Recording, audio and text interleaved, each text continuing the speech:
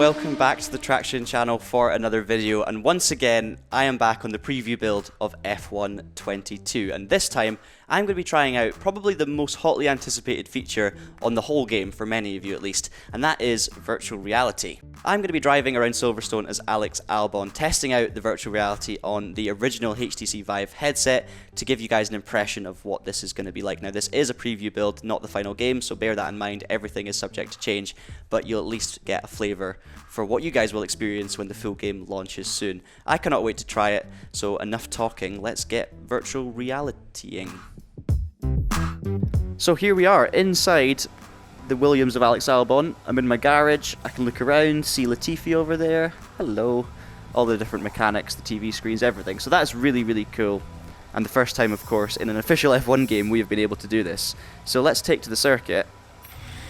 Okay, when you're ready, let's go. New engineer, of course, as well, replacing Jeff, don't know his name yet.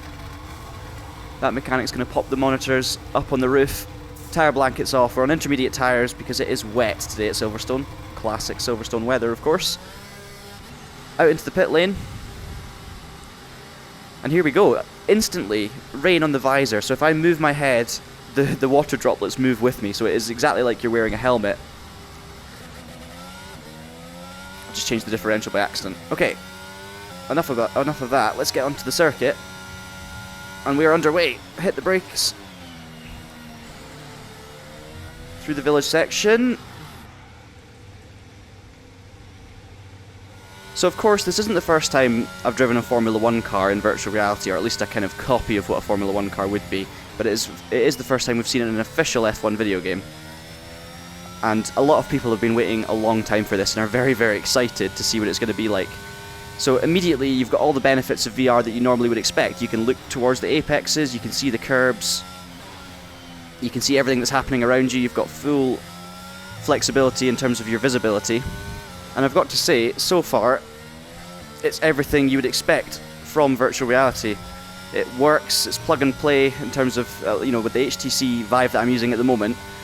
You pop it on, fire up the game in VR, and it just kind of works, which is nice. This is a very... well, at least we've got a good view of the head protection at the sides.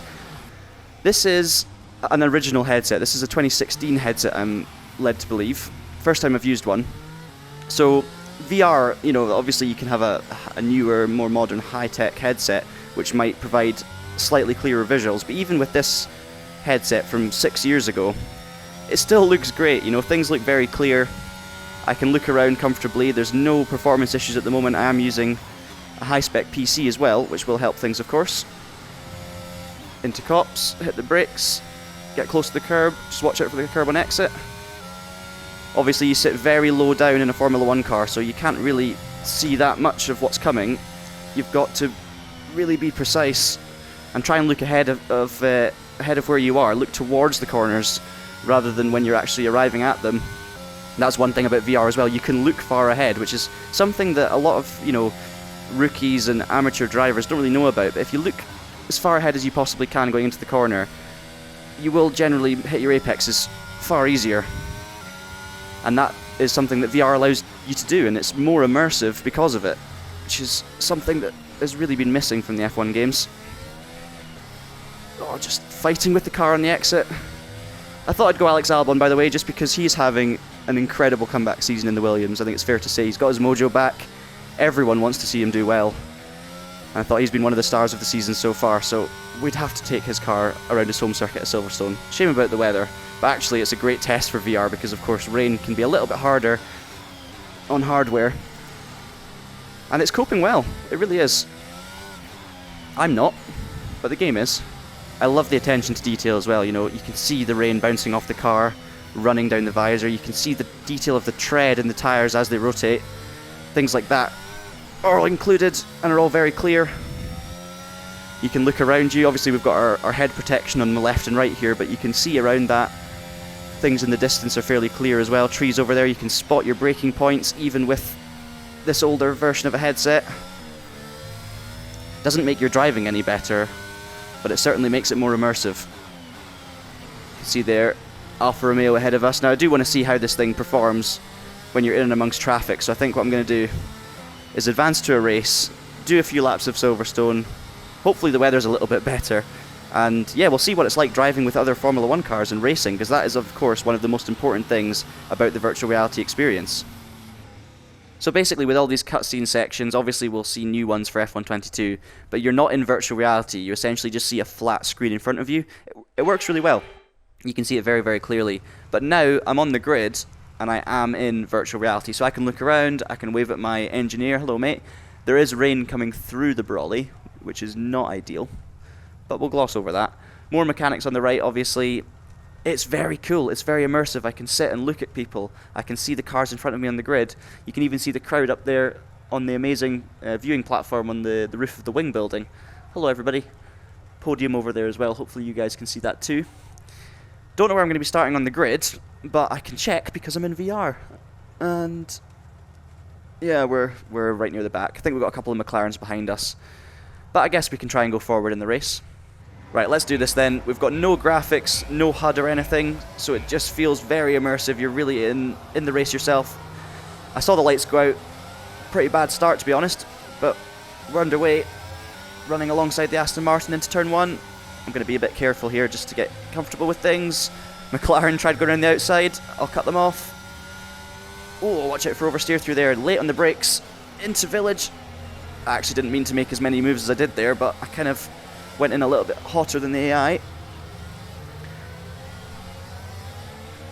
And this is the thing about VR, I can now look around left and right. I need to use my mirrors to see where everyone else is around me. So I can see both mirrors like you would in the real car. No porpoising to talk about in virtual reality. Or the game in general from what I've seen so far, which does make sense to be fair. You wouldn't put that in the game, really. I've got my position indicator there, P14, I can see that nice and clearly. Something else I should really talk about. The HUD on the steering wheel, so your information about lap times, I've just looked out at the steering wheel and almost done a Kimi Räikkönen. You can actually see everything very clearly, even with this first generation headset. I can read all of the numbers on the steering wheel, not when I'm turning the corners, to be fair, but when I'm on the straights and I don't drive off onto the grass, I can see I'm on lap 1, position 14, 177 miles an hour.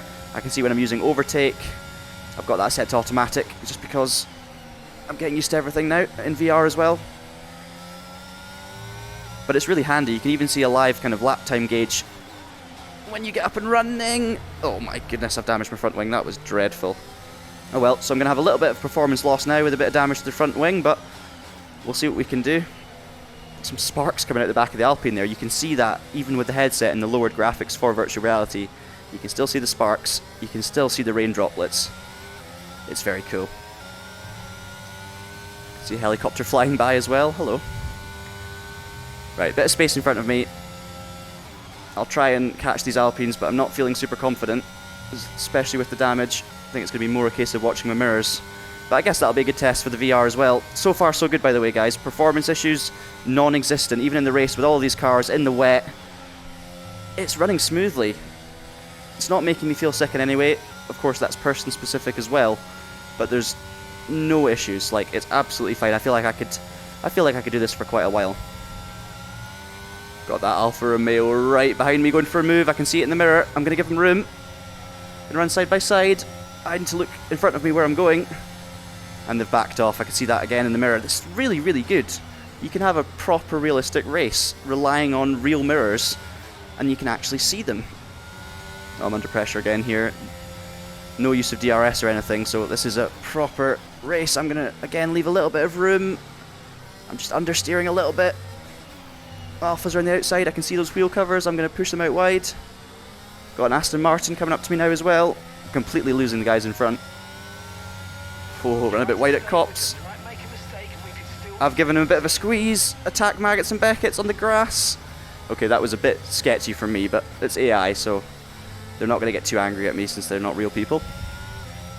I'm hanging on for my life here with 2 laps to go.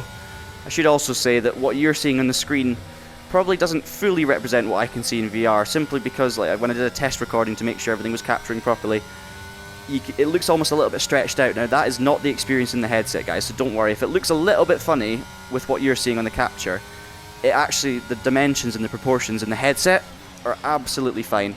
Everything looks natural, nothing looks stretched or strange. The resolution's obviously not going to be what it is on a screen, especially with a 6-year-old headset, but no issues whatsoever. I can read, as I say, everything on the steering wheel. I can see everything around me. It's all running smoothly, so no complaints on that at all. That's another thing actually, F122, the game itself, we've not really had a chance to talk about that very much, and again it's worth reminding you this is a preview build, so things will change. But generally, first impressions guys, it is what you'd expect from an F1 game. It's not completely revolutionary.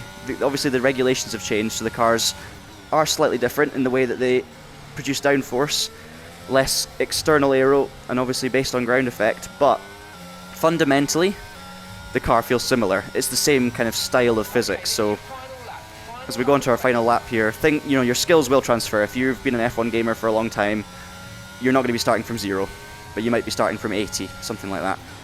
A couple of cars side by side in front of us. Is that both Alpines, or that's an AlphaTauri on the right? Everything's closed up again. That's the race over for the leaders. I'm not going to make any moves here. Too far back. But I am going to hold on to P13.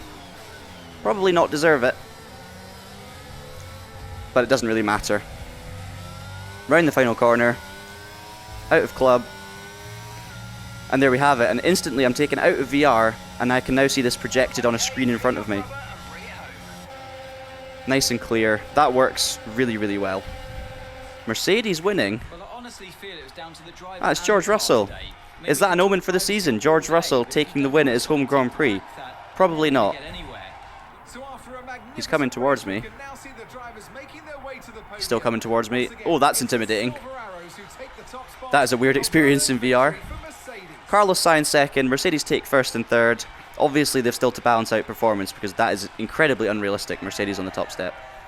So that is going to be it for today's video. First impressions of virtual reality in F122, the preview build, and I've got to say it lives up to expectations. It's very easy to work. It's nothing spectacular relative to other VR experiences. It's just very similar, and for their first ever go, I think they've done a very good job of the integration. I cannot wait to try it out in a more elongated career mode, something like that, maybe with a newer headset, see how we get on, but generally speaking they're starting from a very good point. If you've enjoyed this video guys and you want to hear more about F122 in the coming weeks and months, please make sure you subscribe to the Traxion channel and hit the notification bell to catch our latest videos as they are released. Until I see you next time, thank you so much for watching, keep it pinned and have a great day.